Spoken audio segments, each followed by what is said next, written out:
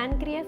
ஜாண்டிஸ்ன்னு சொல்லக்கூடிய மஞ்சள் காமாலை pancreatic கேன்சருக்கான அறிகுறியாக இருக்கலாம். இது தவிர இன்னொரு முக்கியமான ஒரு விஷயம், இது தவிர டயபெட்டிஸ் ரீசெண்டாக யாருக்காவது டயக்னோஸ் பண்ணீங்கனாலோ அல்லது சுகர் முதல்ல கண்ட்ரோலாக இருந்தது இப்போ கண்ட்ரோலாக இல்லை அப்படின்னு ஒரு சுச்சுவேஷன் இருந்தாவோ அது pancreatic கேன்சருக்கான அறிகுறியாக இருக்கலாம்.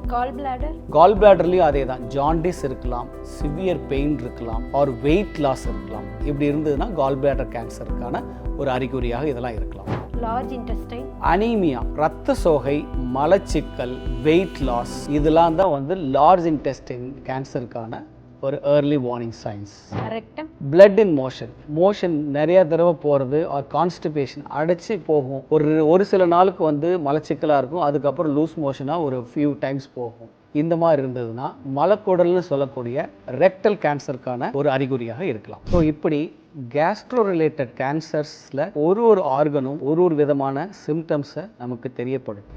நமக்கு இருக்கக்கூடிய சாமர்த்தியம் இந்த ஒரு சிம்டம்ஸையும் நம்ம அலட்சியப்படுத்தாமல் அதை வந்து டாக்டர்ஸ்கிட்ட வந்து நம்ம கன்சல்ட் பண்ணி அது நமக்கு அந்த அறிகுறிகள் கேன்சராக இருக்குமா இல்லையான்னு செக் பண்ணி கிளாரிஃபை பண்ண வேண்டியது நம்மளுடைய கடமை. ஏன்னா கேன்சரை வெல்வதற்கு ஏர்லி டயக்னோசிஸ் தான் ஒரு முக்கியமான ஆயுதம். அந்த ஆயுதத்தை எந்த சூழலையும் பயன்படுத்த மறந்துடாதீங்க.